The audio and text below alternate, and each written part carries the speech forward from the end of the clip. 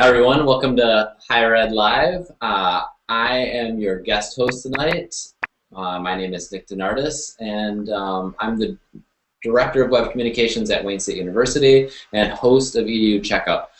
Be sure to follow our conversation on Twitter at HigherEdLive or the hashtag HigherEdLive, and you can also follow me at Nick DeNardis. The tweet should be going out in a second with the hashtags of all of our guests tonight. We'll be talking about creative team leadership.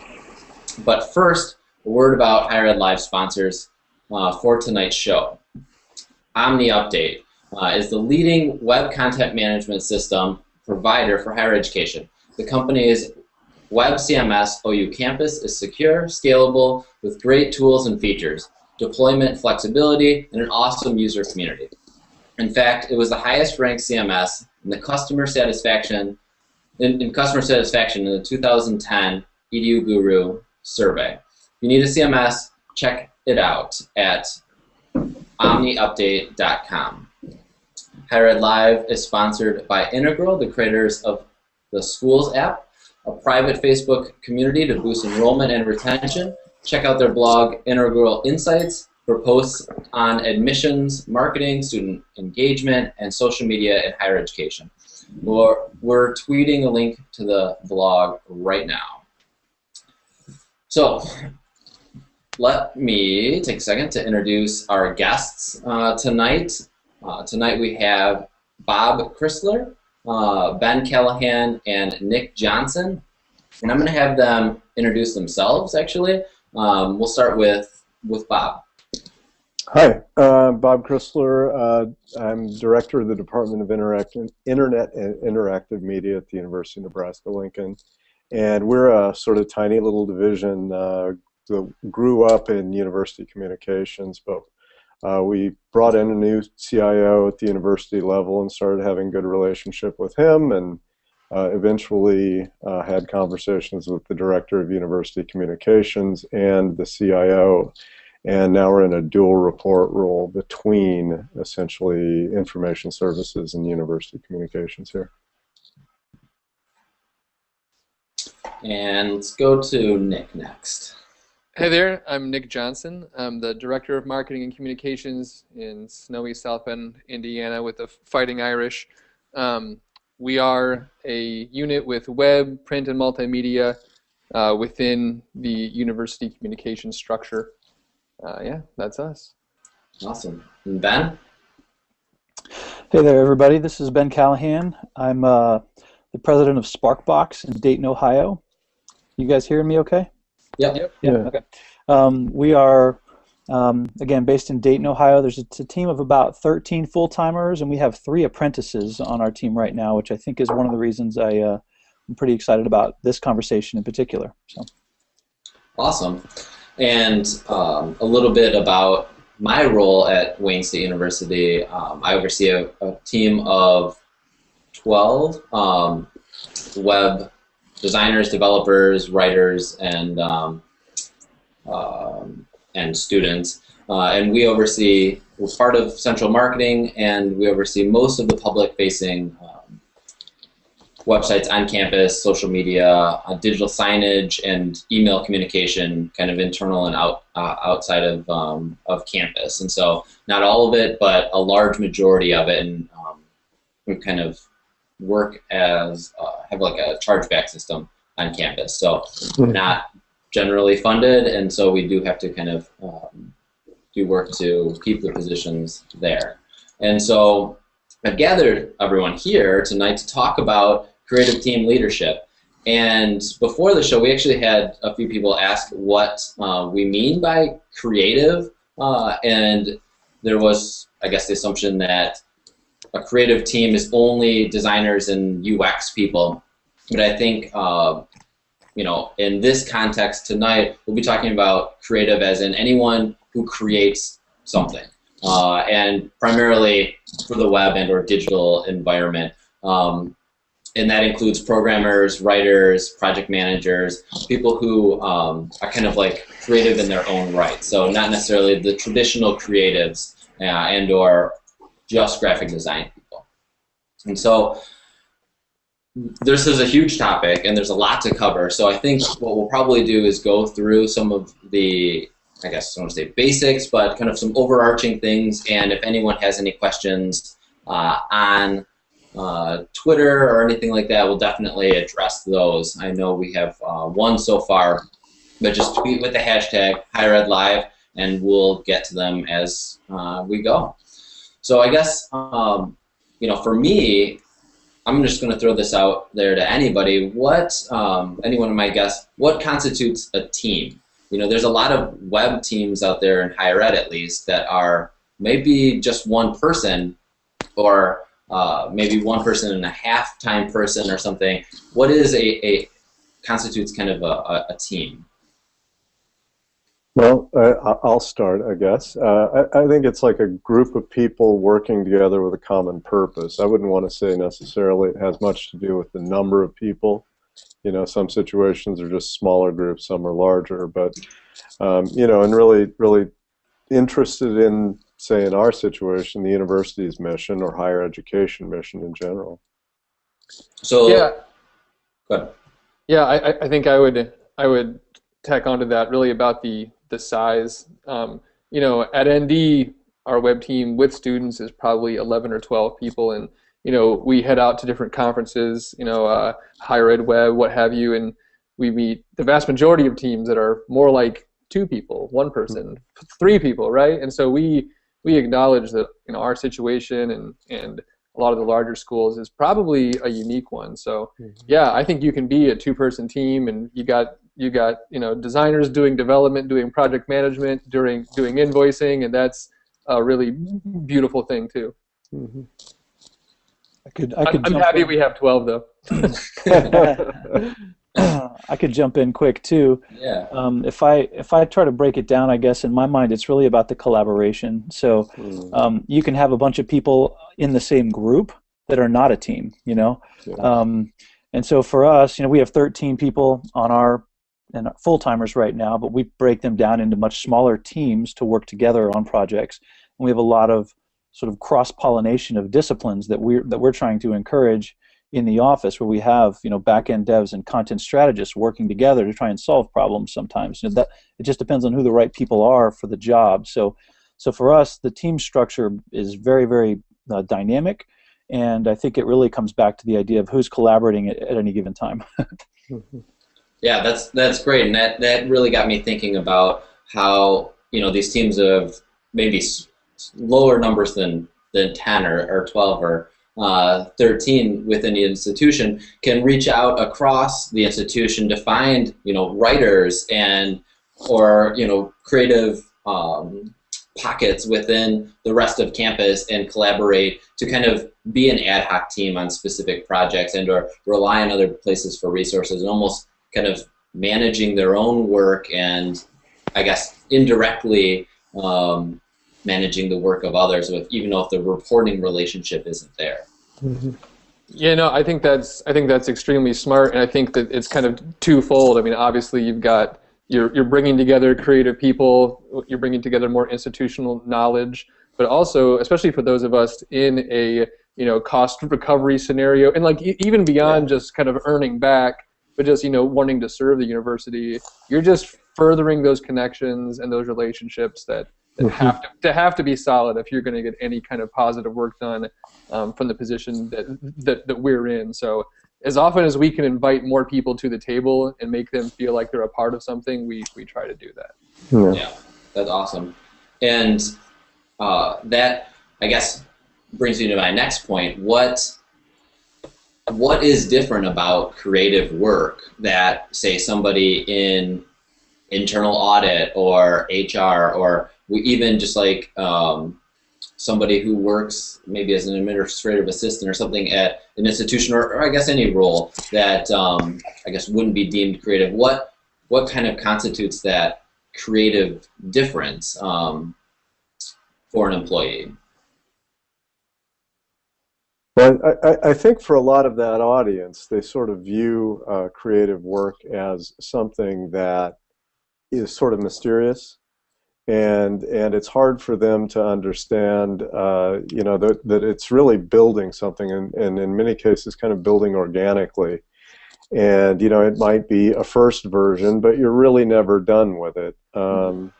You know, I did appreciate what you said earlier, especially about programmers being creatives, and that's something that's often left out of the equation. And you know, your creative team, your UX designers, you know, it's most productive when they respect the creativity in the programming, and you know, the trust and you know, mutual admiration that can come from that kind of thing. There's I don't know if you guys are familiar with Hillman Curtis. He wrote a book called Making the Invisible Visible. And one of the things that I took away from that is he said everybody is creative. Even, you know, if you sit at your family reunion or whatever and you start talking about what you do, and they consider you a creative, you know.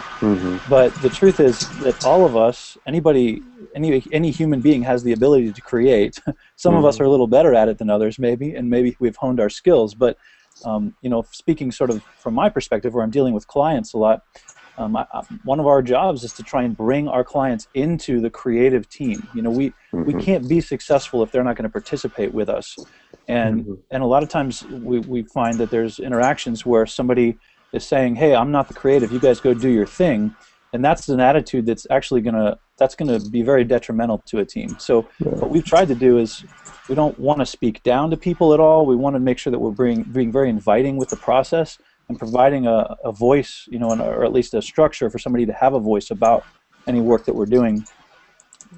Yeah, no, Ben, I think that's a great approach, and I think it's very, and that approach is incumbent on you to you know your craft inside and out, so that you can have the person at the table, you can have them involved, you want them involved, and then being able to steer them in more positive directions in a very effective way. And I'm sure your team is excellent at that.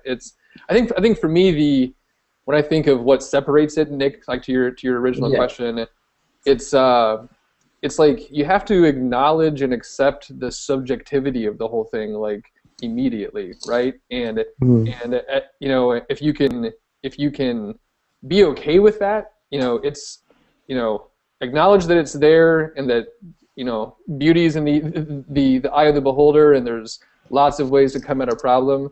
I think that's really what separates a creative unit, and the healthy ones that I've been a part of are the ones that know that and accept it and don't struggle against it entering in.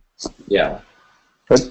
I would want to follow up on something Ben said, the importance of bringing the client into the process and giving them a real view of what's going on, so it isn't this sort of black box activity, but it's something they see, they interact with, and maybe, you know, the creatives are involving them on a more granular level than might be, you know, normal or might have been possible in the past. We're implementing a project management system where we can just bring anybody in, and we're finding that very helpful in terms of not only the project evolution, but in terms of the relationship with the client.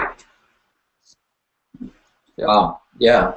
And I guess another point I was kind of getting at that is in the end, like, the role of someone, say on a university campus, or anyone as a job is to create, or to have some sort of finished product, or just ship something, right? Especially in the creative's kind of mind, as an individual and or as a group. And so I guess, like, from the aspect of someone who doesn't necessarily consider themselves creative, that product might not, you know, there isn't a one-to-one and or a step process to get at what that product is. And so it might be vague, seeing, you know, I've experienced this where we have our office is kind of like an open kind of pit area, right? So everyone kind of sits in an open area and everyone can see everyone's screens, and we're within a larger area that people walk through, and people will see, you know, my employees or someone working on something that doesn't look like work, right? And they're just surfing the web. Like, what I guess from a creative standpoint, and seeing that there isn't a one-to-one process of do this task to get this result. I guess I'm not sure what I'm getting at, other than the actual work needed to get accomplished by creatives has an end goal, but the route to get there is often kind of muddy, I think, in people's minds. And so managing that process, I guess from a productivity standpoint, sorry about that, I don't know if everyone can hear that or not. What types of, I don't know, well, I guess we'll start with policy or things that keep creatives on their path to getting that product shipped or to a resolution, and maybe things that don't. Nick, are you trying to get at like the process side of all this? I mean, is that? Yeah. Okay. Yeah, I guess the process of keeping a creative to actually produce something that someone maybe non-creative might not understand. So I can speak a little bit to that. That's funny because I'm kind of a guy that likes things to be black and white a little bit, and I've spent a lot of time thinking about process for us. We've shifted into doing a lot of more flexible web design, responsive type stuff. And when you shift into that model, if you haven't done that, when you do, you'll find quickly that it kind of throws a lot of your old process thinking out. It's hard to do those things when you have so many different designs. You have to sort of accommodate so many different resolutions. What is your design deliverable? There's questions like that just sort of proliferate through the whole process. So how we've started to kind of think about it is we really think about each project independently, and we're looking to say that I understand that the kinds of deliverables that we have to offer our customers, to help us achieve the next step toward whatever thing we're building. But what I've got to do is figure out what are the ones that I actually need for this specific project. So we don't have a process that is this sort of more stringent, like we start with research, we do whatever, we do design, we don't really, we have those kinds of deliverables, but we don't necessarily do them in that order, and I think in terms of keeping all of my team sort of on task, we actually don't expect them to work, we don't expect them to bill, 8 hours a day. We actually we pull that back quite a bit, and we try to set the expectation that they're going to be doing things like learning and being inspired and communicating some of the things that we're figuring out with the rest of the community. Those are all just as valuable to me and to our team, to our company, as making the next thing for that project that we're working on. So I think with creatives in particular, I even hate to use that word, but with the people in my team, I want them to find ways to be inspired. I want them to get out and interact with other teams that are trying to solve the same problems. And it's usually those kinds of interactions, going to conferences, and like sometimes it's browsing the web, and looking at a bunch of examples of things, just experimenting. Sometimes it just takes, leaving the task to get yourself really to kind of find the answer. So we don't have the expectation of that real strict process, I guess. And I don't know if that's getting at what you're asking, Nick, but yeah, it's also so to create that environment where you can have your creatives feeling utterly free to do what they need to do to get into their creative zone and come up with ideas.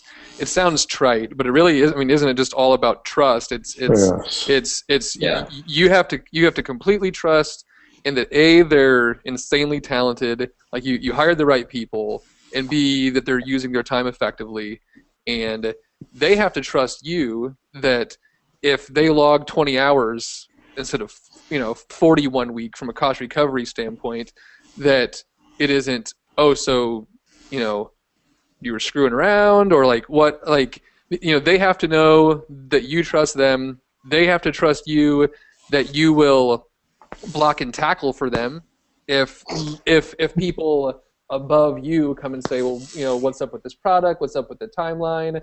Has this person been, why are they only logging so much time, et cetera? So, like, kind of back to your initial thoughts about leadership and creating that atmosphere. It's just about that. It's about being an effective leader and keeping the crap off of them and letting them be able to spend time in that creative, juicy place. Yeah. Culture. Culture. Thank you. Yeah. So what it took me 300 words to say, you culture. So I appreciate that. That's much more effective. Yeah, and I'll add to that the culture piece and the just trusting that they are, working towards an end goal is the ability to be confident that when they show progress, if they do want to show progress, that they're going to get some constructive criticism, not only from the supervisor or management or a client. Well, you can't always guarantee that, but from the others on the team, that no one's going to get put down for trying something new. I think I've seen helped a lot with building confidence to show more often or to kind of play a little bit more, and instead of thinking that everything needs to be perfect right out the bat. It's just always assuming that everything is imperfect but able to improve. And yeah, this is the beauty of our medium. If you're talking about the web in particular, we use the phrase falling forward. And the goal is to try and get something functional as quick as we can. And if it's possible with a client, in terms of what they're willing to do, we'll put that thing live. Let's get it out there. Let's get feedback, and let's fall forward with it. If there's issues, we'll fix them. It's not like printing 100,000 brochures and you spelled something wrong, right? I mean, you can go fix it. And we do a lot of work to try and make the tasks involved with changing our web projects very, very simple. We try to automate a lot of those things, and we put all that stuff in place so that we have the flexibility that when a business needs to make a change, we can do so really quickly and not be afraid of what's going to happen. Nick mentioned something about constructive criticism, and then I think you said something about blocking for people. Yeah, I think that's our role as leaders in a very big way. Is when it's maybe destructive criticism, kind of taking that for the team and interpreting what the criticism is and trying to turn that into something we can actually work on and improve. Yeah, no, I think that's exactly right. I can't do the job of one single person on the team. The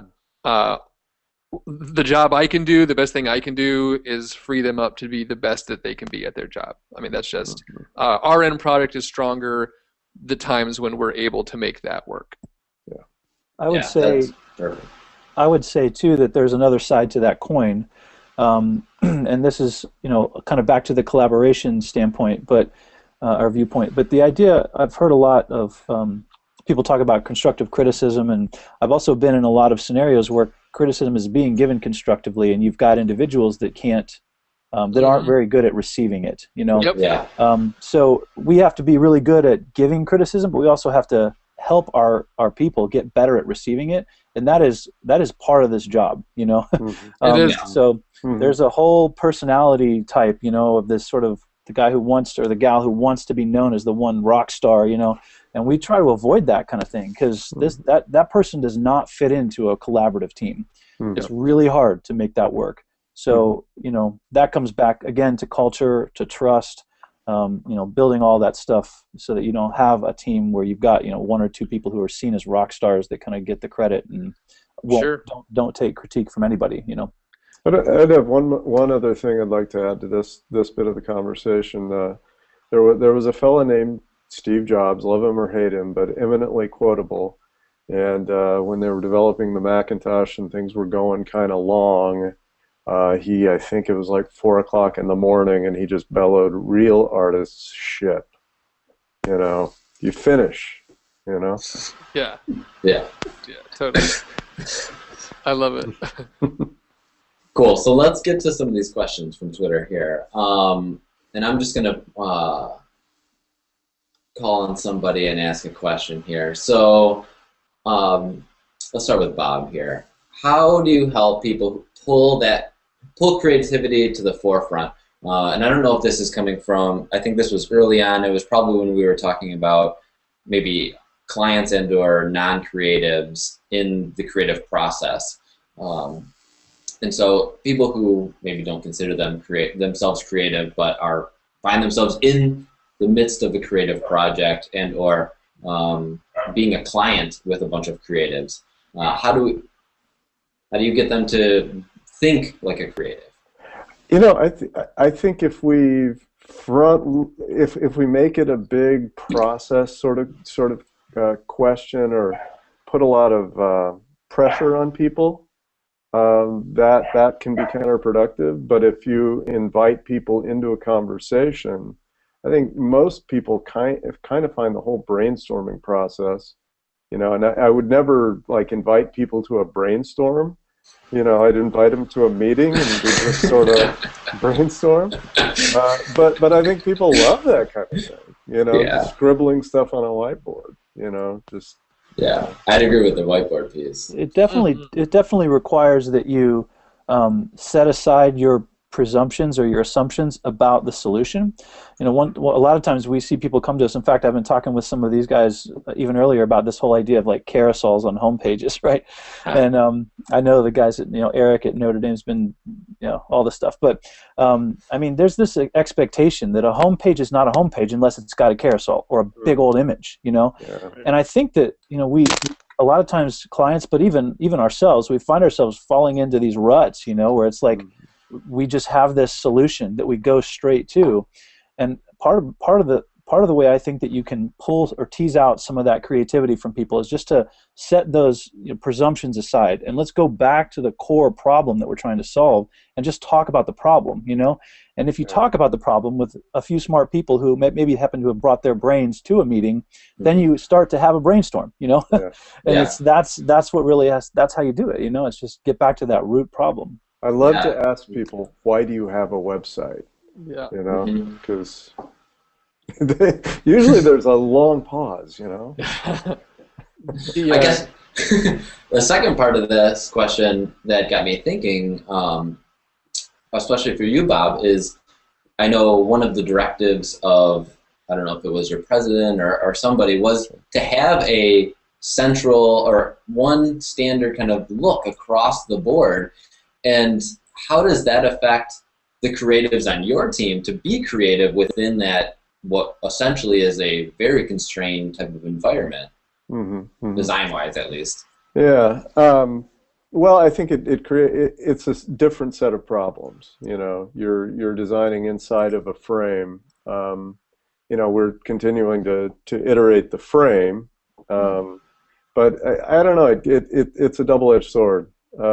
Because we're able to do things like deploy, responsive design in a way that's really not possible when you have 200 different code bases that you're trying to run on top of. So, in terms of design, the guys have done some very creative things within that frame, but it's always a balancing act, and we're always pushing against it to some extent. We're going through a process now to redevelop it, and that I think actually the way you ask that question is one of the central problems that we're going to be trying to solve. It's something that we're starting to encounter too as we become more successful with our brand standard compliant template approach. We redid our brand standards maybe a year ago, perhaps 18 months, and as those have started to take off more and more, we had some of the creatives on our team say, did I just design, I don't really have opportunities anymore, right? And so what we've had to do is really embrace the beauty of content creativity and how do you organize content effectively? How do you because that part of it is kind of figured out now, let's take our time and our efforts and our intellects and work with the clients to think about what their content should be, how can it be displayed in a very attractive way, how a page should flow. And so it's like we've been I mean, yeah. If you want to make completely custom, heavily styled up Photoshop files, ND probably isn't the right place for you. But if you're interested in coming up with really creative solutions to problems, originating with content, then yeah, there's abundant opportunity to be creative there. Yeah, and that got me thinking a lot about how we're structured, where we oversee the CMS and we work with the clients on campus, departments and such, to create an overall template and menu and pages and stuff like that. And then we kind of, I guess the hope would be to hand that off to the client, because they're the content experts, for them to then be creative in that frame and work within every page to make it flow very well, to see how someone, where are most people going to be coming from with, their access to analytics, where should they be going after this page, and kind of continue that creative process, not necessarily, in starting from scratch, completely custom every time, but within their little world, I guess, that they can control. Mm-hmm. Mm-hmm. This takes us back to the whole idea that creativity is not just for designers, Yep. Yeah. And it's like once you kind of get through that initial creative push where you've got something that looks nice, there's this whole stack of other disciplines where you can start to be creative, And I think you guys in particular who are managing a university site or something like that, if you have one property, I know you probably have many more than that to deal with, but if you've got sort of this one, almost like a product kind of setting where you have one property to manage, that's an opportunity to really go deep with creativity, as opposed Absolutely. to somebody like me where I'm doing lots of sites for lots of clients, and we have these sort of bursts of creativity where we have to get sort of a certain depth that's appropriate for a project, but then we're looking to form those longer term relationships so that we can continue to push deeper and deeper. So I think you guys have a great opportunity, at least that's how I would maybe try to position it, to do some really creative stuff, And I think one of the issues too is we've got such multifaceted roles. We're doing user interface. There's just so much going on in a web page. You've got user interface. It's obviously benefited by consistency and repeatability. Which argues for a more standard approach. But then I think Nick put it very well. You've got all kinds of creativity that can occur within that user interface. I would be kind of cheesed off if every application I went to on my Mac presented a different UI in the overall workspace, a different Mac UI, for every application. So, yeah, I think there's benefits. Yeah.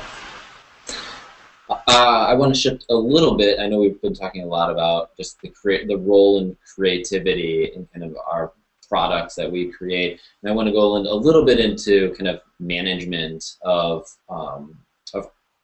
people, I guess, a little bit more. One thing that is unique to higher ed, of course, is we have this kind of what I often call like a freer type of environment where we get a lot of freedom to kind of explore and things like that. But it's at the cost of, a lower salary. We might have more perks, but a lower salary. And I guess from a creative's standpoint, I know I've noticed a lot of people within higher ed leaving higher ed for kind of industry jobs, some sort of creative job outside of higher ed that often pays quite a bit more for the same type of work that they're doing within an institution. I guess I'll put this question on Nick first, actually. How do you keep someone who has a lot of great creative talent within a unit like happy on a college campus that they know that there's a lot of opportunities out there where they could be doing that same talent for more money? Sure. Yeah, no, I mean, it's a huge question, a huge problem across all of higher ed. I think in some ways, if I spent my time trying to convince people that we're getting paid 60, 70% of what they could make on the corporate side, that what we have here is, utopia and perfection, and you shouldn't chase that dream. I think I would be wasting my time. I think I would be wasting their time, right? Like, I really take it like, I had we've all had some supervisors before that were cool and some that weren't. And the best boss I ever had made it abundantly clear that he would consider it a success if I got promoted out. If someone else said, wow, this person is doing incredible stuff, they've had an opportunity, they were trusted to do great work, and I'm going to hire them, right? Now, as a manager, that's hard because now I have to replace that person. But like, coming at it with that approach, saying, I'm going to find the best person I can, I'm going to sell them on the great things that a university has to offer. There are a lot of pros. There's a quality of life, there's a pace difference, there's an atmosphere, you're being a part of something, there's the energy that thousands of students on your campus bring. It's all very real and tangible. But at the end of the day, I can't keep them forever, and that's only going to get worse as they become more and more valuable in this economy. So I think for me, it's keep them excited with the creative work, and when they've decided that it's time to move on, they've got family realities, what have you, then I'm glad to be someone that they can put my name down for a future employer to call, even if they're still employed here. If you can create that kind of environment, you're going to get people to come in and once again add to that trust factor, and then you'll have to replace them, but there's lots of talented people in the world, and that's incumbent on you as the leader of the team to find the right person. So that was kind of long-winded, but that's my look at it. Awesome. Anyway, anything else to add?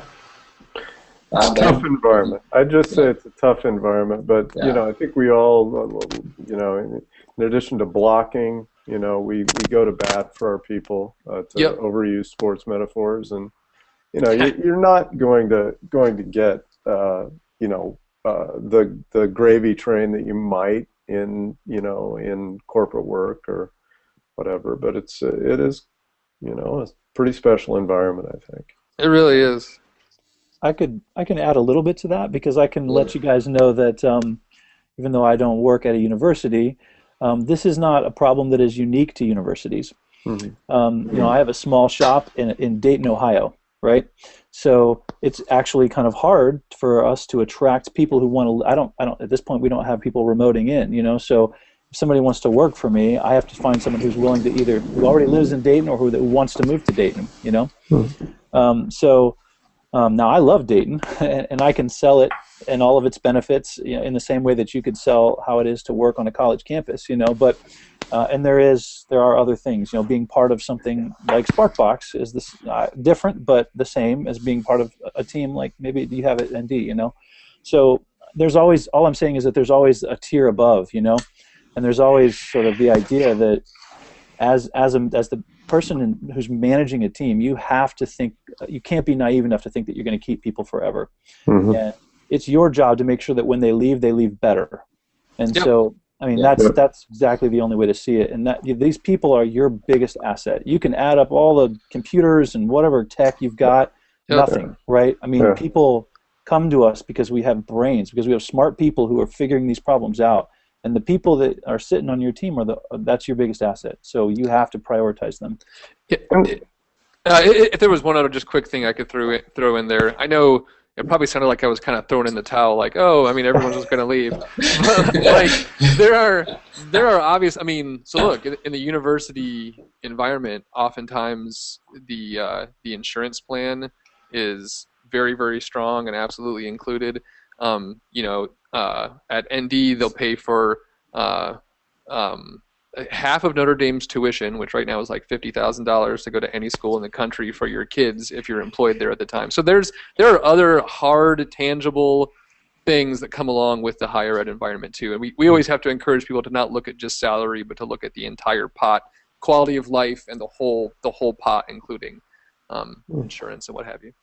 Yeah, I think it's also, it's important to celebrate those successes and to maintain I mean, if that person was part of your culture, we've got a fellow Alvin Woon who has been a principal at Plurk. I don't know if anybody's familiar with Plurk, but it's hot in Asia. It's social networking in Asia, and it's pretty interesting stuff. But he's a UX designer there, and he came through our shop, and we still, he's still part of the team. He's just out there, being a rock star in Asia.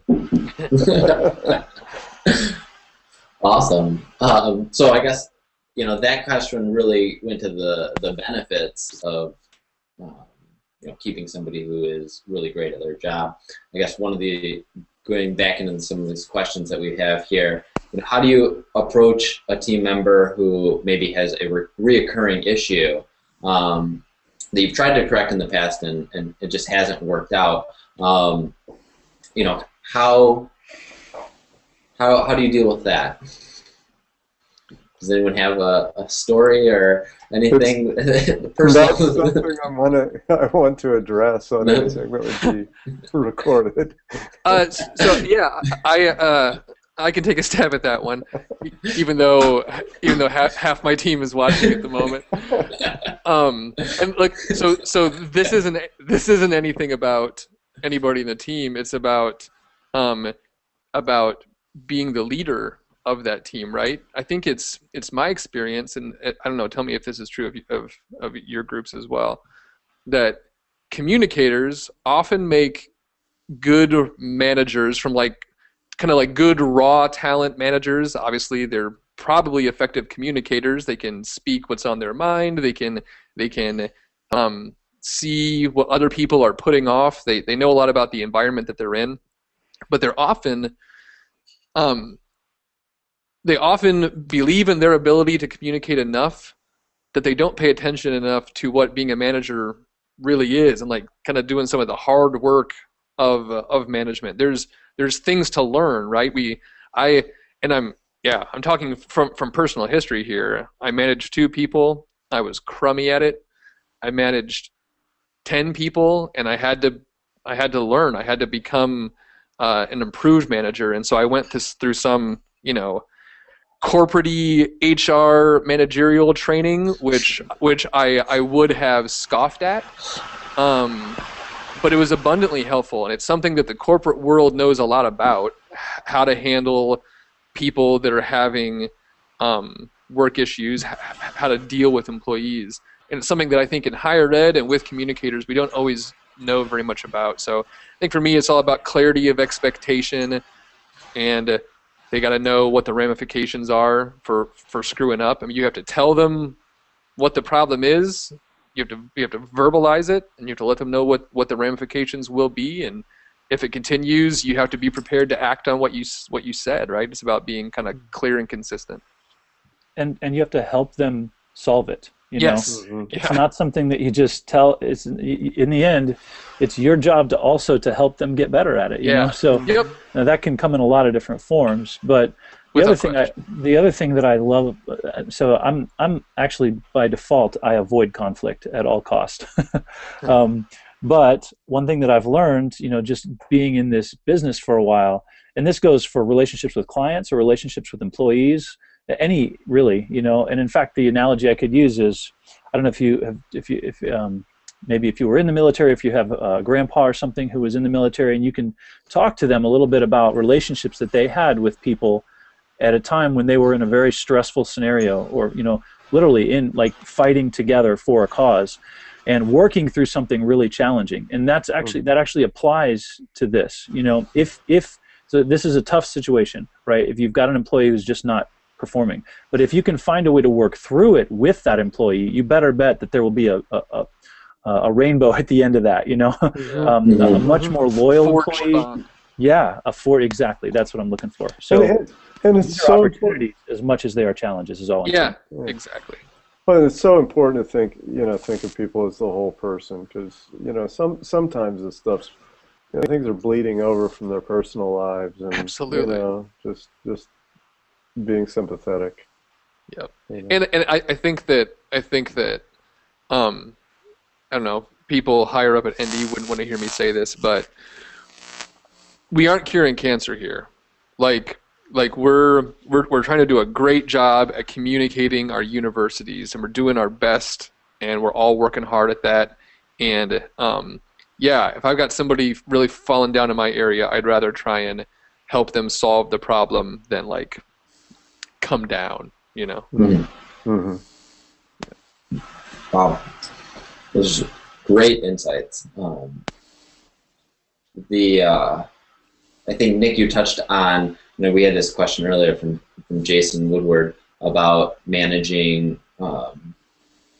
being a manager or leader and maybe not coming up from that kind of designer creative background, but more from that communicator type of background. And that makes, that kind of paved the way into that, that kind of manager role.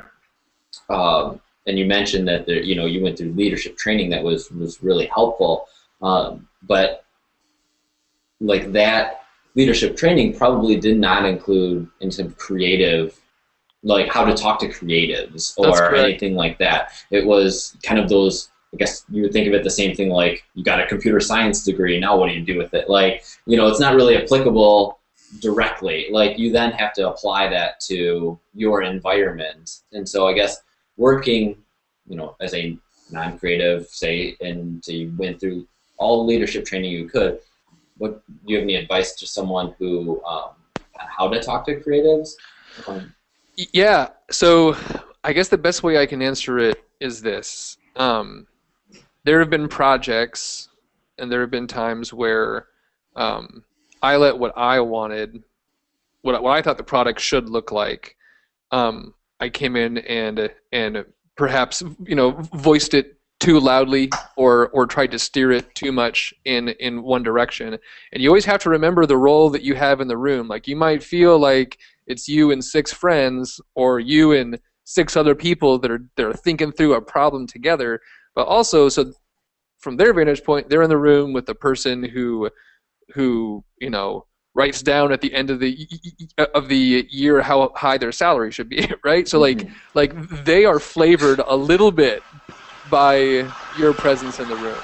And so I think what I found is that when I try to overwhelm it, I would often shut down creativity in the room, right? Mm-hmm. And so for me, it meant taking a step back and saying, I pay these people for a reason. They're amazing at what they do. We are obviously, I think, as a lot of people in the higher community know, just unbelievably fortunate with the people that we have in place. So I think the biggest advice for me is if you have people, you trust them, you hired them for a reason, let them be the creatives. Come in at the end and have conversations about the 15% that maybe could be improved.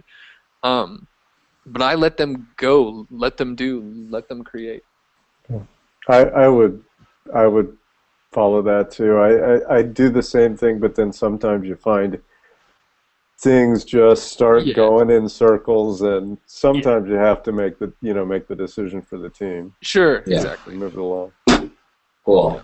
I know we're I don't want to say we're running short on time, but we're getting there, and I want to get to a topic that I think that I feel really kind of passionate about, and I know us in higher ed do. But really is about kind of that hiring and kind of molding creative talent. And I think, I'm going to shoot this to Ben right off the bat here, because I think he has a pretty good insight and process and kind of environment set up for kind of molding creative talent, especially within the web, an industry that is changing what seems like on a daily basis. And with a kind of an apprenticeship, mentorship kind of program. And so I guess I kind of wanted to not necessarily start with a question, but I know web teams in higher ed have student workers, which might not necessarily develop into anything depending on how they're set up, but I think that that's important in a creative team. And so I guess, Ben, how do you handle kind of teaching someone who might not yet know that they want to be creative, or work on a creative team and or have this web skill set? How do you show them that that might be something that they want to do? Well, first of all, this is something I'm pretty passionate about, and I think this you guys really have the perfect opportunity to really jump into this kind of stuff, because the way that I try to phrase it is that we're trying to develop a culture of learning. And I don't mean that from a sense that I want to bring a bunch of young kids in and teach them things, although that is part of how that kind of manifests itself. But I want my team to be constantly learning, right? Because this industry, like you just said, Nick, is changing so rapidly. I mean, there's no way to possibly stay up on everything that's happening. We have a better shot if I have a whole team of people that are trying, and we can kind of catch some of the stuff on the periphery that somebody else misses. So for us, the apprenticeship program is there's kind of two goals. One, and this is probably the perfect audience to talk about this with, but I feel like there's a gap in what's being taught at universities right now for people trying to enter this field. We could probably take that off topic or do a whole nother show about it sometime, or hit me on Twitter, because I would love to hear your ideas. But there's a problem there, right? And I mean, to make that short and sweet, right? If you think about this, if you started your bachelor's degree 3 years ago, and you're going to graduate, say, at the end of this year, that's a 4-year program you just went through. And in the past, in that change of 4 years, we completely have changed the way we work on the web. I mean, responsive web design, right? I mean, like this. So there's just no way for a 4-year program to kind of stay current like that, unless these are actually industry people, somehow giving their time to do the teaching. But another topic. So there's that. We're looking to sort of raise up talent so that we can actually hire. But there's also the whole other side to this, which is that if I have 2 or 3 young guys or gals in my office who are hungry to understand this stuff, that means I need at least 2 or 3 people in my office who can work with them, right? Who can mentor them. And if you have ever taught like an actual course, what you know obviously is that in order to teach it, you have to be really smart about it. You've got to learn about it. You have to become an expert in order to teach. And so this mentoree relationship that we're trying to build with young hungry students is one where I feel like it's just as beneficial to us to have them in the office asking questions and taking away from billable time, and in fact sometimes asking really difficult questions, of how we do things and why do we do it that way, making us think about this stuff in a different way. So for us, it's those kind of 2 core things. I mean, I don't know, Nick, if you want to hear details about how the apprenticeship program runs. I don't know if that might be a little granular. So, no, I at least want to introduce the topic, and we'll see where it goes from here. If anyone has any, I think sometimes the learning goes the other way too. I mean, we do try to have those mentoring relationships, but a lot of these students who want to have a career in this area, they're synthesizing all this stuff because it's not taught in a comprehensive way in the university generally. I mean, you've got your IT courses and you've got your design courses, but there might be a few programs like the new media program that are trying to stitch that together, but they're taking a lot of things from different places, and sometimes what that means is the students you'll get, the student interns you'll get, the ones you might want to hire anyway, are really bright, creative, smart kids that are, they're inventing things. And we've had a few of those moments where you'll see somebody on a screen, out there, one of the student interns, and say, "Hey, everybody, gather around. We've got something new going on here." Yeah, it's true. Yeah, I think we've seen the same kind of thing. We've got maybe 3 or 4 students at any one time, and I find it fascinating that like one of them is majoring in philosophy and he also enjoys doing code. One is a finance major and he also enjoys doing code. I mean, you can't get too much, like the brain hemisphere stuff is so different.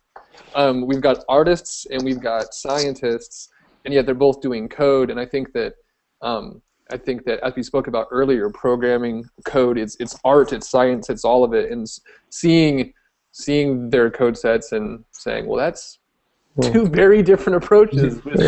Yeah, it's one of the guys I was just talking about. I was at a basketball game a week ago, and he was I noticed there was a hell of a good drummer playing with the jazz band. There was Caleb, our student intern, beating the skins at the basketball game. The intern I spoke about, who's the philosophy major, has decided that he wants to be a pastry chef as well. And so he's a 10-hour-a-week employee. And when I learned this, he's working 9 hours a week, but he gets to bill out the 10th hour and spend that money on ingredients. And he brings us in like chocolate cake every week. Remarkable. Around, man. Yeah, I know.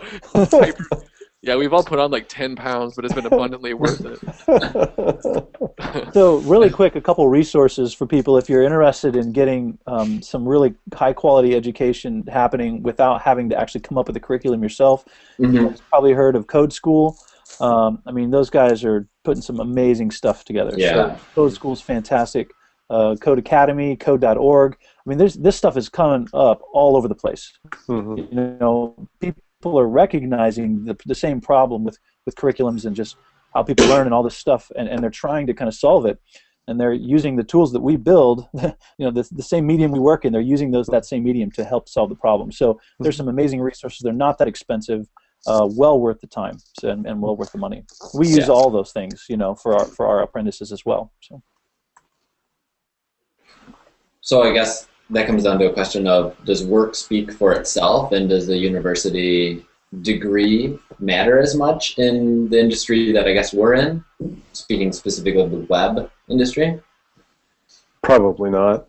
I mean, probably not, although a university I think is a great place to learn and have well-rounded learning, you know.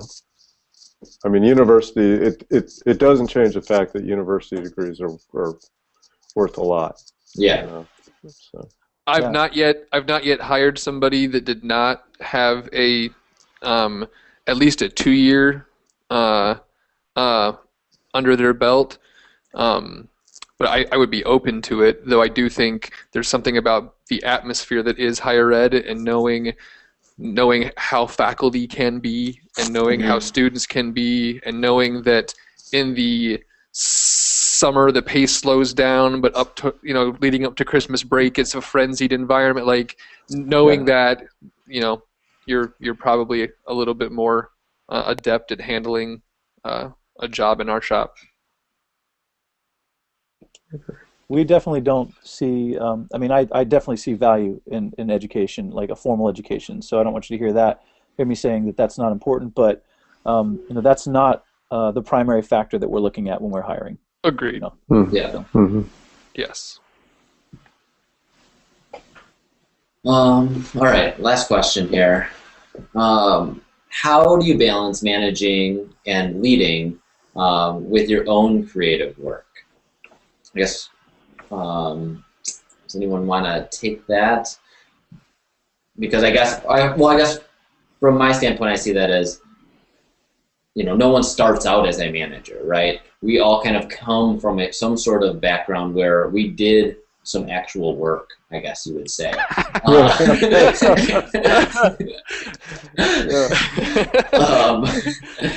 I know, for myself, it was hard for me to break out of not coming in to work every day, sitting down at a computer and coding for 8 hours, right? You know, I still struggle with, you know, having my own time to code and be creative, not only for myself, but also, you know, learning creativity in managing and stuff like that.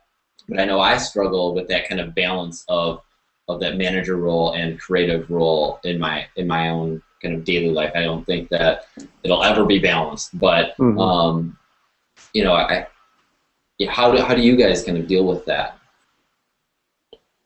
I think it's really important to be honest with yourself and to be honest with your team, what you're bringing to the plate, you know, or to the table, you know, may not be the high-end coding skills. I mean, I used to code a little. I don't have, my skills have atrophied quite a bit, you know, because I spend all my days going to meetings, you know, and trying to block and trying to plan do strategic planning work, things like that. So, I try to keep creative juices flowing wherever I can, where it might be like putting a strategic document together, or putting a slide deck together. Try to keep creativity in that, because you certainly want to represent your area as you want to give people something creative that they can sort of chew on. But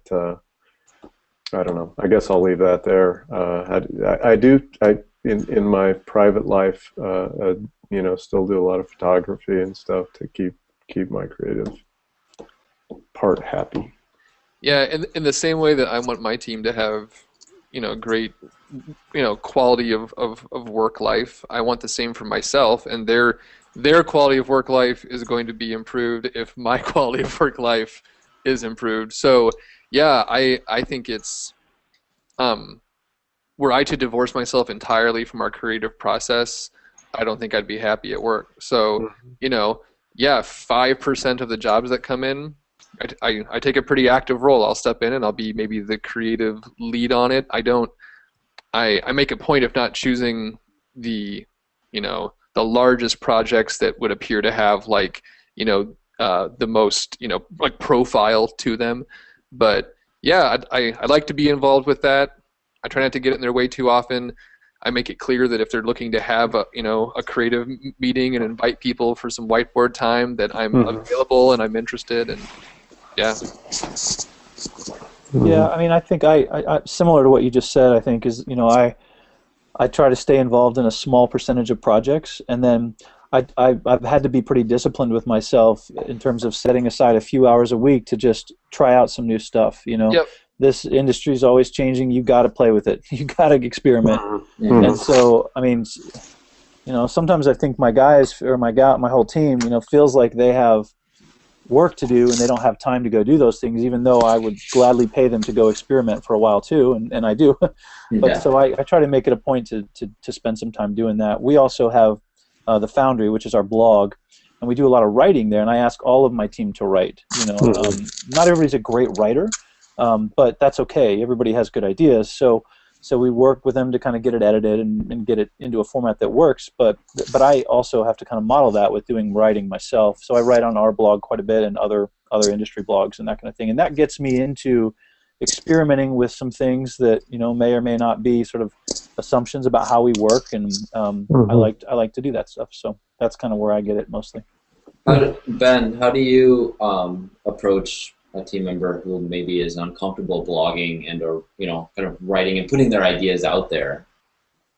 I basically just say that it's part of the job. I mean, it doesn't have to be long and drawn out, I mean, anything. But to be honest, what I do is I look for the thing that I think they can offer some value on. Okay. Here's what's funny is everybody before you start writing, everybody thinks they don't have anything to offer, but that's because the stuff that you have to offer is the stuff that you do every day, so it seems so normal to you. But there's a whole world of people out there who don't do things like you do them. And so even if what you're writing about is pretty basic stuff, there's still people out there designing with tables. Sorry if You're fine. But I mean, so if you're just figuring out how CSS floats work, and you figured something out, you had an aha moment. That's the time when you have this sort of excitement about this new thing that you figured out. That's when you got to write it down, because if you don't write it down, then you won't write it down. And somebody else out there is having the exact same problem. And I guarantee you, if you start to put that stuff out there, you will get an audience, and you'll start to become maybe a little bit addicted to helping other people, and that's a great thing, right? Yeah. But one other question I wanted to ask you guys is, are you finding more specialization in the field? Because and I'll just say, from my perspective, I mean, I've got an exceptionally talented programmer and his intern that's doing amazing things, and I've got an exceptionally talented CSS UX guy. I don't pretend that I can do things at a higher level in their areas than they're doing. So I'm finding this there's a real value in the synthesis process, and bringing those things together that to me is, brings some creative satisfaction to the process. But yeah, that's a good point. Good Yeah. point. Yep. I agree. Anything anyone else wants to add before we end the show? I have one thing as the non-higher ed outsider here. Yeah. So I've been kind of starting to follow some of the higher ed folks recently, and we've done a little bit of work with a couple schools and have had a really enjoyable time doing that. But I've noticed something about higher ed and about the people who do this kind of work in that space, and that is that there's sort of this kind of inward focus, I would say. I feel like there's all these conferences that are higher ed specifics, talking about the web. And I would say that you guys just don't hear any of this as me being negative in any way, but there's a wealth of people outside of higher ed who are trying to solve the exact same problems that you guys are trying to solve.